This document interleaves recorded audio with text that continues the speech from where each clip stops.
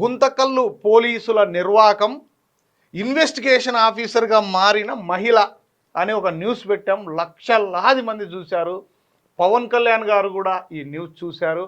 పవన్ కళ్యాణ్ గారి ఆఫీస్ నుంచి అనంతపురం జిల్లా అధ్యక్షుడు గారికి ఫోన్ వచ్చింది. జిల్లా అధ్యక్షుడు మా AP39 టీవీకి ఫోన్ చేసి ఆ మహిళ ఎవరు, నిజంగా ఏం జరిగిందని, నిజంగా పవన్ కళ్యాణ్ గారు ఆరా తీయమని చెప్పారంట.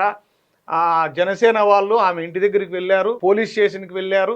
ఈ మహిళ ఏదైతే ఇన్వెస్టిగేషన్ ఆఫీసర్గా మారిందో ఈమె, అదంతా అక్షర సత్యం. పోలీసుల నిర్వాకం కొట్టొచ్చినట్లు కనిపించింది. ఆమె అయితే ఎవరి మీద అయితే ఇన్వెస్టిగేషన్ చేసిందో ఆమె దొంగ అని తేలింది. 4 తులాల బంగారం రికవరీ అయింది. మనకు థ్యాంక్స్ చెప్పడానికి ఈరోజు మన AP39 టీవీ ఆఫీస్కి వచ్చింది. ఈమెనే కాదు, చాలా విషయాల్లో మనం న్యూస్ పెట్టాం, చాలా వందలాది మందికి పరిష్కారాలు చూపాం. కానీ ఏ రోజు కూడా మనము న్యూస్ పెట్టిన తర్వాత దాన్ని ఫాలో అప్ అనేది చేయలేదు. కొంతమంది విశ్లేషకులు కొంతమంది చెప్పారు, అయ్యా మీరు న్యూస్ పెడుతున్నారు, సమస్య తీసుకొస్తున్నారు, కానీ ఆ సమస్య మళ్ళీ ఏమైంది, ఆ సమస్య గురించి మళ్ళీ మీరు ఎందుకు పెట్టడం లేదు అని అడిగితే, ఖచ్చితంగా ఈరోజు ఎందుకంటే ఇంత పెద్ద విషయాన్ని పవన్ కళ్యాణ్ గారి వరకు పోయింది, జనసేన వాళ్ళు స్పందించారు, కొన్ని వందల వేలాది ఫోన్లు ఆమెకు వచ్చాయి. ఆమె మీద ఏదైతే మచ్చబడిందో, ఆమె మీద ఎవరైతే ఆమెను అంతా బ్యాడ్గా ఇది చేశారో వాళ్ళందరూ కూడా ఈరోజు పొగడ్తలతో ముంచెత్తుతున్నారు. ఆమె మన స్టూడియోకి వచ్చింది థ్యాంక్స్ చెప్పడానికి. అమ్మ ప్లీజ్ రండి అమ్మ. నమస్తే అమ్మా. నమస్తే అన్న. చూడండి, ఇంట్లో కుడుములు చేసుకొచ్చింది. నిజంగా నాకు ఒక అక్క చెల్లెలు, నాకంటే చిన్నదే ఉంటుందిలే, నా చెల్లెలు మాదిరి ఇంట్లో కుడాలు తెచ్చింది. చాలా సంతోషం అమ్మా. నువ్వు ఇవి ఇచ్చినావు చూడు, ఇది నాకు నిజంగా వేల కోట్లతో సమానం. ఆ రోజు నేను హాస్పిటల్లో యాక్సిడెంట్ అయి ఉన్నప్పుడు ఏమి వచ్చింది, నా హాస్పిటల్లోకి వచ్చినావు నువ్వు నీ కొడుకుతో. కానీ నాకు బాగాలేక మా మధు చేశాడు. మా మధుకు కూడా చాలా చాలా థ్యాంక్స్ చెప్పాలి. నాకు సరైన సమబుజ్జి దొరికాడు. నేనున్నా లేకపోయినా ఆఫీస్ రన్ అవుతుంది అనేది ఒక నమ్మకం. ఎందుకంటే ఏదో వివిధ కారణాల వల్ల అవసరమైతే జైలు కూడా పోవాల్సి వస్తుంది. కొన్ని మంచి పనులు చేసినప్పుడు అఫ్కోర్స్ తప్పదు అనుకోండి, అప్పుడు ఛానల్ ఆగకూడదు అంటే మధు లాంటి వాళ్ళు ఇంకా ఉండాలి. అసలు ఏం జరిగింది ఏమనేది ఈమె మాటల్లోనూ మధు ఆ రోజు చేశారు. మధు ఇద్దరు మళ్ళీ ఒకసారి ఈ టాపిక్ మీదకి వస్తారు. ప్రేక్షకులందరికీ కూడా ధన్యవాదాలు. అమ్మ చెప్పమ్మా. అన్న, నేను ఎన్నిసార్లు ఈ సంవత్సరం నుంచి పోలీస్ స్టేషన్ ఇదంతా తిరుగుతున్నానన్న. నాకు ఎక్కడ చేయి పట్టుకొని నడిపించే వాళ్ళు అంటే ఉన్నారు, 3 ఉన్నారు. ఒకటి ఫస్ట్ మా ఆయన నన్ను నమ్మినాడు. ఇంకొకటి మా మరిది, మా ఆయనకి తమ్ముడు కాదు, మా సన్న చేసిన బామరిది కొడుకు, నాకు మరిది వదిన అని పిలుస్తాడు. ఇంకొకరు మా పెద్దనాయన కొడుకు, అంటే మా పెద్దనాయన వాళ్ళు దండిగా ఉన్నారు. ఈ న్యూస్ వచ్చిన తర్వాత ఎవరు అనేది ఉంది. ఈరోజు క్లియర్గా చెప్తా. మా అమ్మ మేనమామకి కొడుకులు 4. మూడో పెద్దనాయన కొడుకు భాస్కర్ అన్న, హరి అనే వ్యక్తి, ఆయన రైటర్ హరి అనే వ్యక్తి, భాస్కర్ అన్న, వాళ్ళిద్దరూ సపోజ్ ఇంకా మా ఆయన, వీళ్ళు 3 ద్వారా నేను ఇక్కడ దాకా వచ్చాను. అంటే ఇక్కడికి వచ్చినది మా మరిదికి మా అన్నకి తెలీదు, మా ఆయనకు ఒకటే తెలుసు. కానీ ఇక్కడికి వచ్చిన తర్వాత ఈ అన్నకి యాక్సిడెంట్ అయింది. ఆ రోజు నేను ఇక్కడికి వచ్చినా కూడా ఇంకా న్యాయం జరిగాక నాకు ఇంకా ఎంత టైం పడుతుందో అని ఆ రోజు ఏడ్చిన. నా బాధ అంతా ఈ అన్న విన్నాడు. విన్న తర్వాత ఎటువంటి పరిస్థితుల్లో ఈరోజు నీకు న్యాయం చేస్తామమ్మా అని చెప్పి ఈ అన్నని పిలిచి ఈ అన్న ద్వారా ఈ న్యూస్ పెట్టించాడు. నిజమన్నా, చాలా థ్యాంక్స్ అన్న నీకు. లేదన్నా నిజము, నేను ఇన్ని రోజులు పోలీస్ స్టేషన్ లో అన్ని తిరిగినాను అన్న. చెల్లెలకి అన్న సాయం చేయడా చేస్తాడు కదా, చెల్లెల అన్నకి మొక్కచ్చన్న. ఇంకొకటి అన్న, నాకు నిజంగా నీలాంటి వాళ్ళకి న్యాయం చేసినప్పుడు నేను ఇంతవరకు నా ఆత్మసంతృప్తి. ఏం జరిగిందో ఒకసారి ప్రేక్షకులు చెప్పండి. సో చూసాం కదా, గుంతకల్లు పోలీసుల నిర్వాకం, ఇన్వెస్టిగేషన్ ఆఫీసర్గా మారిన మహిళ. సో ఆమె చేసిన ఇన్వెస్టిగేషన్ నిజమైనదా కాదా, ఆ వీడియో తర్వాత అసలు ఏం జరిగింది, ఆ ఇన్వెస్టిగేషన్ జరిగిందా లేదా, పోలీసులు FIR కట్టారా లేదా అనే చాలా సందేహాలు చాలామంది వ్యూయర్స్కి వచ్చాయి. సో అవన్నీ మనం ఈరోజు క్లారిఫై చేసుకునే ప్రయత్నం చేద్దాం. శాంతి గారు మనతో పాటు ఈరోజు ఉన్నారు. సో ఆమెను అడిగి మరింత లోతుగా అసలు ఏం జరిగింది ఆ తర్వాత, సో ఇప్పుడు అసలు రిజల్ట్ ఏంటి అనేది తెలుసుకునే ప్రయత్నం చేద్దాం. చెప్పండి అమ్మా. తర్వాత మీరు మన వీడియో తర్వాత అసలు ఏం జరిగింది, వెళ్ళిన తర్వాత పోలీసులు కాల్ చేశారా మీకు? ఇక్కడ నుంచి వెళ్ళిన తర్వాత 2 రోజులకి న్యూస్ చూసారన్న వాళ్ళు, పోలీసు వాళ్ళు అందరూ చూసిన తర్వాత సరే అమ్మా కేసు కడతాము రామ్మా అని అన్నారు. కేసు కట్టినారు, వాళ్ళని విచారిస్తాం రామ్మా అన్నారన్న. అంటే సరేలే అని నేను ఉన్నా. ఆ రోజునంత ఉండి మళ్ళీ పోతే వాళ్ళేనమ్మా కన్ఫామ్గా అని 1 town police station CA sir అన్నాడు. అవును సార్ అప్పటి నుంచి చెప్తున్నాను సార్ అంటే, వాళ్ళని పిలంపిస్తాంలే అమ్మా, 1 రోజు 2 రోజులు ఉండమ్మా అని ఇట్లనే అన్నారు. ఇంకా ఎన్ని రోజులు సార్ అని మా పెదనాయన్ని మా నాయన్ని మా ఆయనని పిలుచుకొని వెళ్ళాను. వెళ్తే ఒక 10 రోజులు టైం పడుతుందమ్మా, మీలాగా మేము వెంటనే చేసేకి లేదు, మాకంటూ కొన్ని సిస్టమ్ ఉంటుంది అన్నాడు. సరేలే అన్నాడు. ఆ రోజు ఆ సార్ కూడా అన్నాడు, చూడమ్మ దొంగ అమ్మే అని తెలిసినా కూడా నువ్వు గొడవ పెట్టుకోవద్దు అని. సర్లే సార్ నా వస్తువు నాకు వస్తే చాలు అన్నా. నేను ఇంటికి వచ్చిన తర్వాత మళ్ళీ ఒక రోజుకి మరుసటి రోజు జనసేన పార్టీ వాళ్ళు వచ్చినారన్న.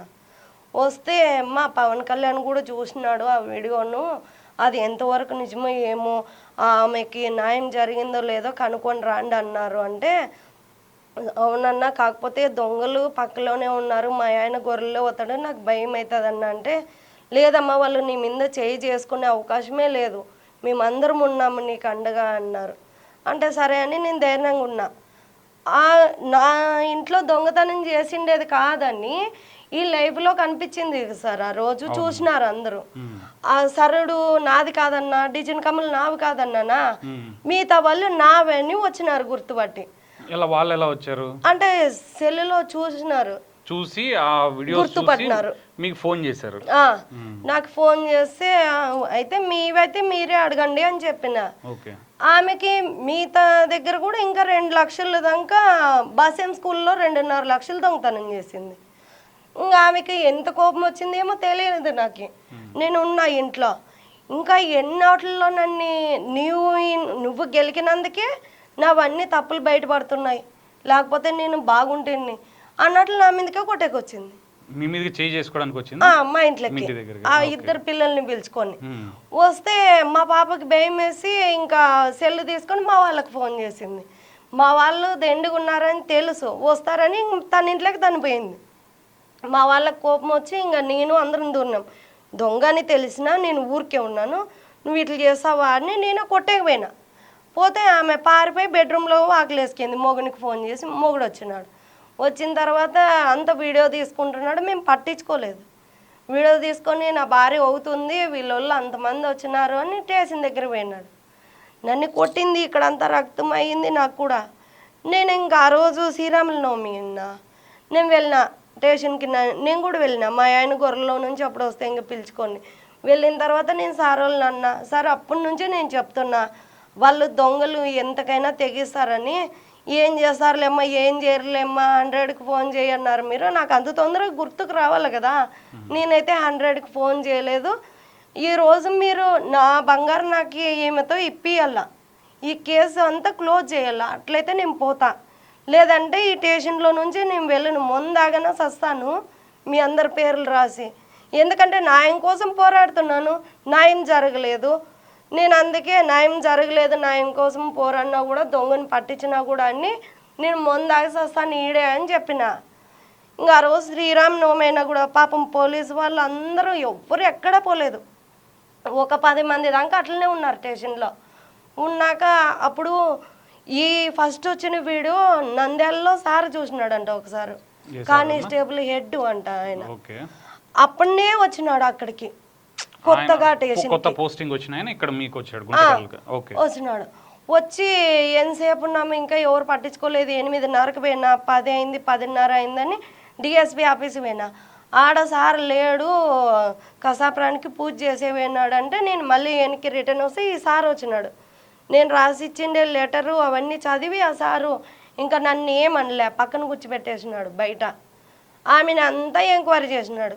ఆమె చెప్పే అబద్ధాలు మాటలు అవన్నీ చూసి బ్యాంకులో ఫస్ట్ బంగారు పెట్టిండేది నాదే అనింది, తర్వాత అన్ని ఇది చూపి ప్రూఫ్ అంటే మళ్ళీ కోసేపటికి నేను అసలు బంగారు పెట్టలేను అనింది.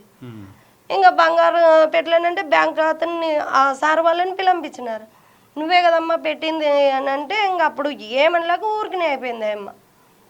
వాళ్ళ ఆయన కూడా మీ కథ చూస్తాను మాది బంగారాన్ని అంత కోపంతో ఉన్నాయన, ఇవన్నీ బయట పడేపాటికి సైలెంట్గా అయిపోయినాడు. అక్క మా దానిదే తప్పు, నువ్వు మంచిదాని ఒక్క అట్లా ఇట్లా అని కాకపడుతున్నాను నన్ను. నీ కాకా కబుర్లు విన్నానులేనా, అందుకే ముందు నువ్వు ఎంత భయపెట్టించినావో నన్ను నాకు తెలుసు. నాకు వారం 10 రోజులు జ్వరం వచ్చేలాగా భయపెట్టినాడు ఫోన్లు చేసి. మేము అంటే ఇదంతా ఎప్పుడు జరిగిందమ్మా? అదే రోజే జరిగిందా? శ్రీరామనవమి రోజే? ఆ రోజే జరిగింది. మీరు ప్రొద్దున్నే గొడవ పడ్డము, స్టేషన్కి వెళ్ళడము, తర్వాత ఆయన పిలిపించడము అంతా ఆ రోజే? ఆ రోజే. ఓకే. ఆ రోజే కొత్త సార్. అంటే పోలీస్ వాళ్ళని సంవత్సరం నుంచి చూస్తున్నానన్న నేను. 1 టౌన్ పోలీస్ స్టేషన్లో సిఏ సారు నాకు 2 టౌన్ పోలీస్ స్టేషన్లో సార్ అంత స్పందించలేదు, కానీ 1 టౌన్ పోలీస్ స్టేషన్లో సిఏ సారు ఎప్పుడు ఫోన్ చేసినా ఫోన్ ఎత్తి సమాధానం చెప్తాడన్న. 1 టౌన్ లో సిఐ లేరు అనేసి 2 టౌన్ సిఐ 2 టౌన్ లో లేడని 1 టౌన్ పోలీస్ స్టేషన్ లో సిఏ సార్ని. అదే అమ్మా 1 టౌన్ కే చెందుతుంది కదా అప్పుడు ఆయన ఇది చెందుతుంది. సో అప్పుడు మనం అడగాల్సింది 1 టౌన్ సిఐనే అడగాలి కదా. అడగాలి, కానీ 2 టౌన్ పోలీస్ స్టేషన్ లో సార్ అంతకు ముందు అంతకు ముందు నేను ఫోన్ చేస్తే పట్టించుకునే వాళ్ళు కాదు, కానీ 1 టౌన్ స్టేషన్ లో పోలీస్ సార్ ఉన్నాడు కదా సిఏ సార్, ఆ సార్ ఎప్పుడు ఫోన్ చేసినా కూడా స్పందించేవాడు. ఇట్లా చేసుకోమ్మా సార్ వాళ్ళకి చెప్తానులేమ్మా అని. అప్పుడే నంద్యాల నుంచి ఆ సార్ కొత్తగా వచ్చినాడు. దాన్ని ఫటాఫట్ 2 గంటల్లో కేసు మొత్తం డీల్ చేశాడన్న. అసలుకి ఆ దొంగని పట్టుకొని ఆమెతో ఒప్పించి, నువ్వు ఇన్ని ప్రూఫ్ ఉన్నా కూడా ఇంకా ఒప్పుకోవా అని స్టేషన్లో పెట్టి, వాళ్ళ భాషలో వాళ్ళు ఎట్లా ఒప్పించినారో తెలీదు, ఆమె ఆ రోజు రాత్రికంతా ఒప్పుకైంది. ఇంకా నేనే దొంగతనం చేశాను చెప్పిందా? చెప్పింది. ఓకే. ఆ తర్వాత నేను ఆ మధ్యలో మీరు ఒకసారి వీడియో చూపించినప్పుడు, మనం ఫోటోలు చూపించినప్పుడు కొన్ని ఇవి నావి కాదు అని అన్నారు మీరు, ఇవి మాత్రమే నావి అన్నారు. మరి ఆ మీవి కానివి ఎవరివి? దాంట్లో ఆ విచారణలో ఏమైనా తెలిసిందా మనకి? నేను ఫస్ట్ అనుకున్నానన్న, దీంట్లో కూడా చెప్పిన ఫస్ట్ వచ్చిన దాంట్లో అవి మార్పిడి చేసినారు అని. కానీ ఆ పోలీసు వాళ్ళు ఇంకా ఎక్కువ బుడుకుతారు కదన్న, వాళ్ళ ఆయనది కూడా లిస్ట్ తీపిచ్చి వాళ్ళ ఆయన బ్యాంకులో ఎంక్వైరీ చేసినారు. నా బంగారం అంతా వాళ్ళ ఆయన బ్యాంకులో పెట్టింది.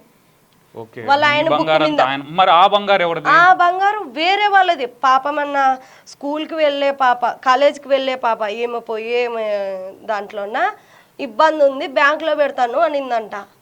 అది తీసి కూడా 2 జతలు కమ్మలు తీసిపోయింటే ఒక్కొక్క జతలో ఒక్కొక్క కమ్మ తీసి అది బ్యాంకులో పెట్టేసుకుంది దొంగతనంగా. వేరే ఆమెది 2 తలాలు సరడు, అది కూడా దొంగతనం చేసింది. అది కూడా దొంగతనమే చేసింది. నేను ఫస్ట్ లో ఎవ్వరూ నమ్మలేదు ఆమె దొంగ అంటే. ఆ బంగారు ఆమెకు లేదంటే కూడా ఫస్ట్ లో మీరు కూడా నమ్మలేదన్న, వాళ్ళది ఎవరిదన్నా ఉంటది అనేసి. కానీ మనం పోలీసులు కాదు కదమ్మా, అనుకోండొచ్చు మీరు. నాకు అనిపించింది అన్న అప్పుడు. ఇంకా సరేలే అని నేను ఇంటికి వచ్చిన. ఇప్పుడు ఆడ పోలీస్ స్టేషన్ లో సాయంత్రానికి ఆమె ఒప్పుకుంది, నేనే దొంగ అని చేసి ఒప్పుకుంది. ఆ తర్వాత ఏమైంది మరుసటి రోజు? ఇప్పుడు ఆ సార్ నంద్యాల నుంచి వచ్చిండే సారు తొందరగా కేసు పట్టించుకొని 2 రోజుల్లో ఆయన మొత్తం కేసుని ఛేదించేశాడు. 2 గంటల్లో 2 గంటల్లో చూసారా? పోలీసులు అనుకుంటే దాన్ని ఎంత త్వరగా చేయగలరు అంత త్వరగా చేయగలరు. కానీ మరి ఈ కేసులో ఎందుకంత నిర్లక్ష్యం వహించారో ఆ దేవుడికి తెలుసు, తర్వాత అక్కడున్న స్టేషన్ వాళ్ళకే తెలుసు. ఇన్వెస్టిగేషన్ లో ఆ బంగారు కొట్టేసి దొంగ దొరికారు. సో మిమ్మల్ని ఏమన్నారమ్మా పోలీసులు? నన్నైతే మొత్తం దీని గురించి బ్యాక్గ్రౌండ్ అంటే 2 గంటల్లో ఛేదించడానికి గల కారణం మీరు ఆల్రెడీ ఇన్వెస్టిగేషన్ చేయడం వల్ల వాళ్ళకి కేసు ఛేదించడం చాలా ఈజీ అయిపోయింది. లేదంటే అది కొంచెం టైం పట్టేది. వాళ్ళు కూడా మళ్ళీ అక్కడ ముత్తూట్ ఆఫీస్ కానీ లేకపోతే బ్యాంకుకి వెళ్ళడము ఇలాంటి చాలా టైం తీసుకునేది. బట్ అది సింప్లిఫై అయిపోయింది మీరు వర్క్ చేయడం వల్ల. సో దానికి మిమ్మల్ని ఏమన్నారు పోలీసులు? నన్నైతే ఏమనలేదు. వాళ్ళు మెచ్చుకోవడం పొగడం అవన్నీ నాకు అవసరం లేదు, వాళ్ళు అనలేదు. సరే 2 గంటల్లో మాట్లాడేశారు. మరి మీ బంగారు వచ్చేసిందా మీ చేతికి? నా బంగారు ఆమెని ఒప్పించిన తర్వాత ఎవరు ఉన్నారు, నువ్వు ఒకటేగా ఉండవు, ఇంకా నీకు ఎవరున్నారు సపోర్ట్ గా ఈ దొంగతనం చేసేకి అని అంటే 2ని పట్టిస్తే వాళ్ళకి ఏం పాపం తెలీదు, మధ్యలో ఇరికిచ్చేసింది. వాళ్ళ పక్కకి వెళ్ళిపోయినారు. ఈమె బంగారం మళ్ళీ డ్రా చేసి వేరే వాళ్ళకి అమ్మింది. ఈ మధ్యలో ఈ వీడియో వచ్చిన తర్వాత ఈ మధ్యలో బంగారు తీసిపోయి వేరే వాళ్ళకి అమ్మేసింది. ఓకే. అమ్మేసిన తర్వాత వాళ్ళు దొంగ బంగారు కొన్నారు కదన్న, పాపం వాళ్ళని పట్టుకొచ్చారు పోలీసు వాళ్ళు. దొంగ బంగారు కొన్నోళ్ళని. ఆయన ఏమన్నాడు? ఆయన దిబ్బ కొట్టుకుంటున్నాడు. మధ్యలో అమ్మినాయమ్మ బాగుంది, బంగారు పోగొట్టుకేనామికి ఇప్పుడు బంగారు చేపిస్తున్నాం, ఉమ్. మధ్యలో మాకు వచ్చింది నష్టం అని అంటున్నారు. దొంగకే కాదు, దొంగకు సహకరించిన దొంగ కూడా ఈ రోజు దొంగ అయ్యాడు. ఉమ్. సో ఇప్పుడు ఆయనకు కూడా శిక్ష తప్పదు. ఏదో మీ బంగారు తెచ్చిచ్చాలి, లేదంటే ఉమ్. ఆయన తిరిగి కరిగించిన బంగారు మళ్ళీ రిటర్న్ తీసుకొచ్చి ఇవ్వాలి. అన్నాడు అదే సార్. పరిస్థితి. సార్ అన్నాడు, ఉమ్, అమ్మ నీకు క్యాష్ కావాలా బంగారు కావాలా అని. ఉమ్. కొత్తగా వచ్చింది సారే. అవునులేమ్మా. అంటే నేను అన్నా నాకు ఈ క్యాష్ వద్దు బంగారు వద్దు, నా వస్తువులు ఎట్లుండేటివి అట్లే కావాలా సార్ అని చెప్పిన. ఓకే. సరేలే అమ్మ అయితే వాళ్ళతో పాటు వెళ్ళు బంగారు షాప్కి, నీకు నీవే అట్లే చేయమని చెప్పు చేస్తారు అంటే ఇంకా బంగారు షాప్కి పిలుచుకెళ్ళినారు. ఉమ్, వాళ్ళు అక్కడ ఆర్డర్ ఇచ్చినారన్న. ఉమ్, ఉమ్. ఆర్డర్ ఇచ్చి కొంచెం అమౌంట్ కూడా కట్టినారు. ఓకే. ఇంతలో ఒక 2-3 రోజుల్లో నా వస్తువులు నా చేతికి వస్తాయన్న. సో ఫైనల్లీ ఒక సంవత్సరం పోరాటం తర్వాత ఈమెకు కష్టానికి తగ్గ ఫలితంగా ఈమె పోగొట్టుకున్న బంగారు ఈమె చెంతకే తిరిగి వస్తుంది. ఇది కొట్టేసిన సొమ్ము కాదు, కష్టపడిన సొమ్ము కాబట్టే ఎక్కడికి పోకుండా మళ్ళీ తిరిగి వీరి దగ్గరికి వస్తుంది. ఇది చాలా సంతోషించాల్సిన విషయం. మీరు స్టూడియోకి వచ్చిన రోజు మీరు ఒక దోషిగా వచ్చారు. వచ్చాను. ప్రతి ఒక్కరూ నన్నే నిందిస్తున్నారు, నువ్వే మీ ఆయన తాగి ఆడని అమ్మేసి ఉంటాడు, లేదా నువ్వే ఏదన్నా బెట్టింగ్ లో లేకపోతే నువ్వు చేస్తున్న బిజినెస్ లో లాస్ వచ్చి దాన్ని అమ్మేసి దాన్ని కవర్ చేసుకోవడానికి బంగారంతా నువ్వే కొట్టేసి నాటకం ఆడుతున్నావు అన్న ఒక సిచ్యువేషన్ నుంచి ఈరోజు నీ బంగారు నువ్వు సాధించుకోవడం ఇది మామూలు విజయం కదమ్మా. సో మీలాంటి వాళ్ళు, మీలాంటి మహిళలకు ఎంతో ఇబ్బందితో ఉంటారు చాలామంది, చెప్పుకోలేక అలాగా చేసుకోలేక చాలా ఇబ్బంది పడుతూ ఉంటారు. సో అలాంటి వారికి అందరికీ మీరు ఒక స్ఫూర్తిదాయకంగా నిలుస్తారని మేము కూడా కోరుకుంటున్నాం. చాలా మంది ఉండొచ్చు అన్న అలాగా ముందుకు రావాలని, కానీ ఈ లోకంలో ఫస్ట్ అంటే ఈ ప్రపంచం చెడిపోవడానికి ఆడవాళ్ళే, బాగుపడడానికి ఆడవాళ్ళే అన్న. ఎందుకు చెప్తున్నానంటే నేను చూస్తూ ఉన్నానన్న. ఇప్పుడు ఆ దొంగతనం చేసిన ఆమె ఆడదే, ఆమె కూతుర్లకి ఇద్దరికి కూడా సేమ్ ఆమె మెంటాలిటీనే పెట్టింది. అంత కసిగా అంత దొంగతనం చేసే మైండ్ అవన్నీ పెట్టేసింది. ఇంకా కొంతమంది నేను ఇట్లా తిరిగి నా సొమ్ము నేను సాధించుకుంటుంటే ఇది భయంబీత లేనిది, అద్దుపద్దు లేనిది, మొగునికి ఏం భయపడుతుంది సూటిపోటి మాటలు మీరు తీసుకున్నారు, ఇట్లా అంటున్నారు. తీసుకొని నిలబడి మీరు ముందుకు వచ్చారు చూసారా, అక్కడ మీకు చెప్పాలి. అందరికి అట్లే ఉండదు కదన్నా. నేనైతే ఎన్నోసార్లు చనిపోవాలనుకున్నా, కానీ ఈ లోకం వేసే నింద ఎక్కడ నిజమవుతుందో, నా పిల్లలు ఎక్కడ అనాథ అవుతారు, మా ఆయన నన్నే నమ్ముకొని ఉన్నాడు, మా ఆయన ఏమైపోతాడో అనే భయంతో నేను అట్లే నిలవన్నానన్న. నేనైతే ఒకటే అనుకుంటా, గెలిచిన తర్వాత కాదు వెంటుండేదన్నా, ఎట్లాంటి వాళ్ళో తెలుసుకొని వెంటుండి గెలిపించే వాళ్ళు కావాలన్నా. ఫస్ట్ ఏ ఆడపిల్ల అయినా గెలుస్తుంది అట్లుంటే. కరెక్ట్ చెప్పారమ్మా. అదే అన్న నాకు అనిపించింది. ఆ దొంగ తెలిసిన తర్వాత అన్న పాతగుంతకల్లో ప్రతి ఒక్కరు నా ఫ్యామిలీ లాగానే వచ్చి స్టేషన్ దగ్గర నిలబడినారు. పొద్దున్న నుంచి మధ్యాహ్నం 2-2:30 వరకు. నాకు అనిపించింది, మీకు ఎలా అనిపించిందమ్మా అసలు పవన్ కళ్యాణ్ గారు మీ వీడియో చూడడము, ఆ తర్వాత జనసేన కార్యకర్తలు మీకు అండగా రావడము, ఇదంతా చూస్తే మీకు ఎలా అనిపించింది? నేను ఇంత చేయగలనా అనిపించింది అన్న. ఇన్ని చేసిందంటే మీ ద్వారా అన్న. నేను 1 సంవత్సరం అంతా తిరిగినా, నేను ఎక్కడ గుర్తింపు రాలే, నా వస్తువు నా చేతికి వచ్చే అవకాశము రాలేదు, నాకు ఆ నమ్మకం కూడా రాలే. మీ దగ్గరకు వచ్చిన తర్వాతనే నా సొమ్ము నాకు వచ్చింది, నాకంటూ ఎంతమంది ఉన్నారు సపోర్ట్గా అనే గుర్తింపు ఇవన్నీ తెలిసిండేది కూడా మీ ద్వారానేనా. సో మీరు ధైర్యంగా నిలబడి అంతే దీంతో ముందుకు వచ్చారు కాబట్టే మీ వెనక ఇంతమంది జనము, ఇంతమంది సపోర్ట్ రావడం జరిగింది. సో చూశారు కదండి. సో ఒక మహిళే కదా అని చెప్పి ఆ రోజు ఎన్నో సూటిపోటి మాటలు అన్నారు, ఎన్నో కష్టాలని ఎన్నో మాటల్ని ఎదుర్కొంటూనే ఆమె ధైర్యంగా నిలబడి మీడియా ముందుకు రావడము, తర్వాత ఆమెకున్న ప్రాబ్లం మొత్తం అంతా చెప్పడము, ఆ ఇన్వెస్టిగేషన్ చేయడము, ఇదంతా చాలా సంవత్సరం పొడవునా జరిగింది. తర్వాత ఎప్పుడైతే ఏపీ 39 టీవీ ద్వారా మనకు ప్రజలకి కానీ, మన నాయకులు కానీ, మన పోలీసులకు కానీ తెలిసిందో, విత్ ఇన్ డేస్లో అని చెప్పొచ్చు, విత్ ఇన్ డేస్లో 2-3 డేస్లో మొత్తం ఇది ఇన్వెస్టిగేషన్ జరగడము, ఆమె బంగారం ఆమెది తేల్చడము జరిగిపోయింది. సో ఇలాంటి నెగ్లిజెన్స్ ఎక్కడ జరుగుతుంది అనేది పోలీసు వ్యవస్థలో ఎక్కడ జరుగుతుంది, అసలు కారణం ఏంటి, రూట్ కాజ్ అనాలిసిస్ వాళ్ళు చేసుకొని ఇలాంటి కేసులు మరింత త్వరగా చేయగలిగితే సమాజం చాలా ఎంతో బెటర్ ప్లేస్లో ఉంటుంది అనేసి మేము కోరుకుంటున్నాం. చూశారు కదా, ఈ ఘటన ఒక మహిళ వ్యక్తిగత సమస్య మాత్రమే కాదు, మన వ్యవస్థ ఎలా పనిచేస్తుందో చూపించే ఒక స్పష్టమైన ఉదాహరణ. 1 సంవత్సరం పాటు తన బంగారం దొంగలించబడిన కేసులో న్యాయం కోసం ఈ మహిళ పోలీస్ స్టేషన్ల చుట్టూ తిరిగింది. ఫిర్యాదులు ఇచ్చినా, ఫాలోఅప్ చేసినా ఆమె బాధను ఎవరూ సీరియస్గా తీసుకోలేదు. ఆలస్యం, నిర్లక్ష్యం, స్పందన లేకపోవడం ఇవి ఆమెకి ఎదురైన వాస్తవాలు. కానీ ఇదే కేసు ఏపీ 39 టీవీ ద్వారా వెలుగులోకి వచ్చిన వెంటనే పరిస్థితి పూర్తిగా మారింది. విషయం deputy chief minister Pawan Kalyan గారి దృష్టికి వెళ్ళగానే ఒకే రోజులో వ్యవస్థ కదిలింది. నెలలు, సంవత్సరాలు పట్టిన పని గంటల్లో పూర్తి కావడం మొదలైంది. ఇక్కడ ఒక స్పష్టమైన ప్రశ్న నిలుస్తోంది. సీరియస్గా తీసుకుంటే గంటల్లో పరిష్కారం చూపగల వ్యవస్థ సాధారణ ప్రజల విషయాల్లో ఎందుకు సంవత్సరాలు తీసుకుంటోంది అని. అయితే స్పందించిన తరువాత పోలీస్ శాఖ చూపిన వేగం నిజంగా ప్రశంసనీయం. ఇది ఒక విషయం స్పష్టంగా చెబుతోంది. సామర్థ్యం ఉంది, కానీ ప్రాధాన్యత ఇవ్వాల్సిన అవసరం కూడా ఉంది. ఈ ఘటనలో మనకు 3 విషయాలు గుర్తు చేస్తున్నాయి. నిర్లక్ష్యం ఉంటే న్యాయం ఆలస్యం అవుతుంది. బాధ్యత పెరిగితే వ్యవస్థ వేగంగా పనిచేస్తుంది. మీడియా సరిగ్గా పనిచేస్తే మార్పు సాధ్యమవుతుంది. ఏపీ 39 టీవీ మళ్ళీ నిరూపించింది. ఇది కేవలం వార్తలు చెప్పే వేదిక కాదు, ప్రజల సమస్యలకు పరిష్కారం కోసం పోరాడే వేదిక. ముఖ్యంగా ఈ మహిళ ధైర్యం నిజంగా అభినందనీయం. 1 సంవత్సరం పాటు ఎదురైన కష్టాల మధ్య ఆమె వెనక్కు తగ్గలేదు. చివరకు ఆమె పట్టుదలే న్యాయం సాధించింది. సిస్టమ్ బలంగా ఉండాలి, మీడియా బాధ్యతగా ఉండాలి, కానీ అంతకు మించినది మనిషి పట్టుదలే విజయానికి దారి చూపుతుంది. ఇంత బాధ పెట్టే ఆడవాళ్ళు కూడా ఉంటారా అనేది నాకు బాగా అర్థమైపోయింది. ఇప్పుడు దొంగతనం చేసిన ఆమెకి థ్యాంక్స్ చెప్పాలనుకుంటున్నా. ఎందుకంటే నాకు ఈ ప్రపంచం స్ట్రాంగ్ గా చేసింది కాబట్టి. అవును మైండ్ అయితే నాకు ఇంత ఇదంతా సగం ప్రపంచం తెలుసుకున్నా, ఎవరితో ఎట్లా మాట్లాడాలా, ఎట్లుండాలా అని. నన్ను ఎంతో ఏడ్చినానన్నా. దయచేసి దండం పెట్టి కోరుకుంటున్నాను, సూటిపోటి మాటలు అనొద్దండి.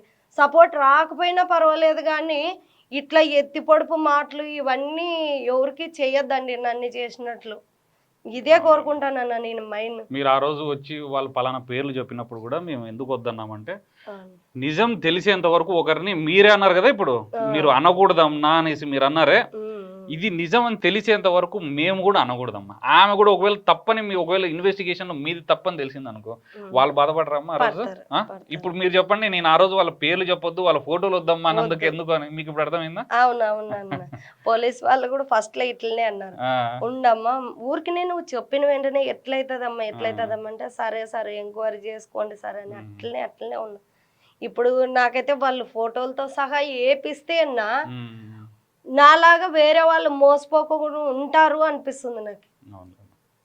ఆ పరిసర ప్రాంతాల్లో ఇటువంటి బంగారు చోరీ కానీ లేదంటే ఇంకా తెలంగాణ నుంచి కూడా కొన్ని కాల్స్ వచ్చాయి మనకి.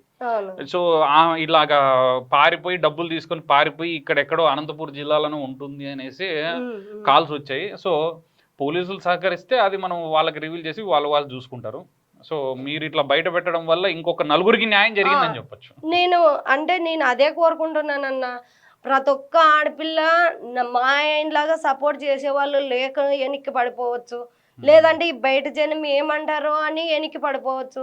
ఇంత అన్యాయం జరగకుండా ఉండాలంటే ఆ దొంగ ఫోటోతో సహా పేపర్లకో టీవీకో ఏదో ఒకదానికి వస్తే ప్రపంచానికి తెలిస్తే ఆమె నుంచి ఎంతోమంది అలాంటి వాళ్ళు కూడా జాగ్రత్త పడతారు అనే కోరుకుంటున్నానన్న.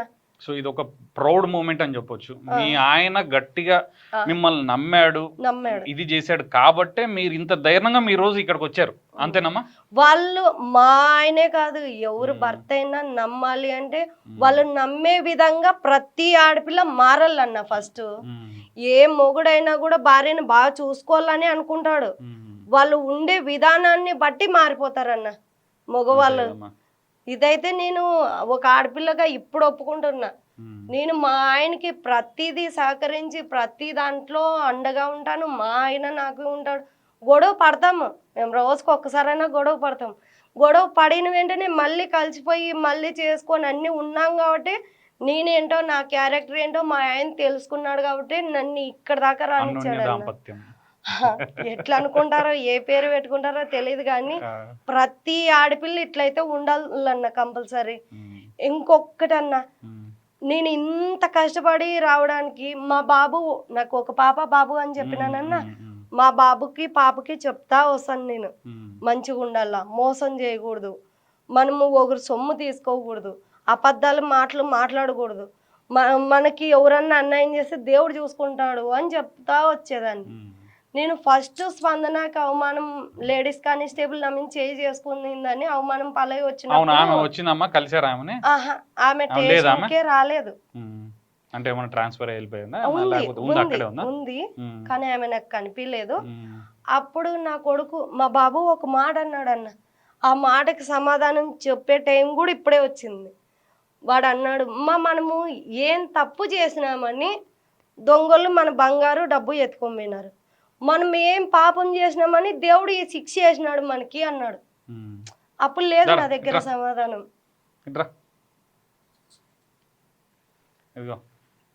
చిన్న ఎన్నేళ్ళు నీకు? 9 సంవత్సరాల బాబుకి ఇటువంటి ఒక క్వశ్చన్ వచ్చిందని అంటే మనం వ్యవస్థ లోపం ఎంత పెద్దదిగా మనకు పూసిగుచ్చినట్టుగా కనపడుతుంది. సో పిల్లలున్న ఇంట్లో మనం చాలా జాగ్రత్తగా వ్యవహరించాలి. ఇంత బాధ అనుభవిస్తే కానీ పిల్లలు ఆ మాట అనరు. సో ఎలా ఉందిరా మీ బంగారు? మీకు వచ్చేసిందా? హ్యాపీనా? రాలేదు, వస్తుంది. వచ్చేసిందంటే ఇంకా ఆల్మోస్ట్ తెగినట్టేలేమ్మా. హ్యాపీనా నువ్వు? అన్యాయం జరిగిన వాళ్ళకి ఎప్పటికైనా పడుతుంది అనే థాట్ రావాలన్న పిల్లలకి. అప్పుడే పిల్లలు తప్పు చేయరు, తప్పు చేసే వాళ్ళను కూడా చూసి ఇది తప్పు అని చెప్తారన్న. ప్రతి తల్లి పిల్లలకి ఇవి చెప్పాలి.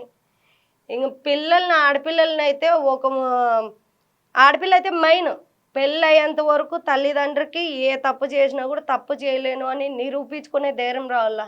పెళ్ళి అయిన తర్వాత భర్త దగ్గర నిరూపించుకోవాలా, ఇంకా పిల్లలతో సహా పిల్లలకు కానీ చెప్పుకోవాలా, నేను తప్పు చేయలేనురా అని. అదేమో తప్పు మాట.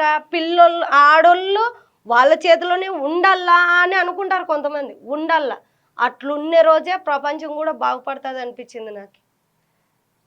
ఇంతేనా? మీరైతే చేసిన సహాయం నేను ఎప్పటికీ మర్చిపోలేనన్నా. మీలాగా ఎవరు వచ్చినా కూడా దాంట్లో ఒకవేళ న్యాయం ఉందనంటే ఖచ్చితంగా మనం ప్రజెంట్ చేస్తాము. కొన్ని ఫాలో అంటే ఆల్రెడీ సాల్వ్ అయిపోయాయి కాబట్టి మనము ఇంకో కథనం పెట్టాం. బేసిక్గా సాల్వ్ అవ్వకపోతే మళ్ళీ ఎపిసోడ్ 2 అని, మళ్ళీ అవ్వకపోతే మళ్ళీ ఎపిసోడ్ 3 అని అలా కంటిన్యూ చేసుకుంటూ వెళ్తాం తప్పించి సాల్వ్ అయినవి ఇంతవరకు మనం మళ్ళీ దాన్ని ఎందుకు ఇది చేయడము, షోఅప్ చేసుకోవడం అన్న ఉద్దేశంతో మనం ఎప్పుడు ముందుకు రాలేదు. బట్ మీ విషయంలో చాలా ఇంట్రెస్టింగ్గా చాలామంది ప్రముఖులు, చాలామంది పోలీస్ అధికారులు ఇన్వాల్వ్ అయ్యేసి దాని గురించి అంటే వాళ్ళకి క్యూరియాసిటీ పెరిగిపోయింది. ఆమె ఇన్వెస్టిగేషన్ ఆఫీసర్గా ఎలాగా ఛేదించింది దాన్ని, అది నిజమా కాదా అని వెరిఫై చేసుకోవడానికి మన వ్యూవర్స్ చాలా మంది ఇంట్రెస్ట్ చూపించారు. అందుకోసం వారి కోసమే మిమ్మల్ని మళ్ళీ ప్రజెంట్ చేయడం జరుగుతుంది. సో మీరు మాకు కాదు థ్యాంక్స్ చెప్పాల్సింది, ఈ వీడియో చూస్తున్న ప్రతి ఒక్కరికి మీరు చెప్పాలి థ్యాంక్స్. కామెంట్ చేసిన ప్రతి ఒక్కరికి థ్యాంక్స్ చెప్పాలి. కామెంట్స్లో ఉన్న ఎన్ని వేల కామెంట్స్ అందరూ మీకు సపోర్టింగ్గా మీకు న్యాయం జరగాలని కోరుకున్నారు. వారి అందరికీ పేరు పేరున మీరు థ్యాంక్స్ చెప్పండి. చాలా థ్యాంక్స్ అన్న మీకు అందరికీ. కామెంట్ చేసిన వాళ్ళకి, లైక్లు చేసిన వాళ్ళకి, ఇంకోటి నాకు మా ఊర్లో అందరూ నాకు సపోర్ట్గా వచ్చిన వాళ్ళ పేరున పెద్ద థ్యాంక్స్. ఎందుకంటే ఒక్కొక్కరి పేరు వివరించి చెప్పలేను, అక్కడ 100 మంది పైనే ఉన్నారు. అందుకే ఎవరి పేరు మర్చిపోయినా మళ్ళీ మిగతా వాళ్ళు ఫీల్ అవుతారు కదా, అందుకే.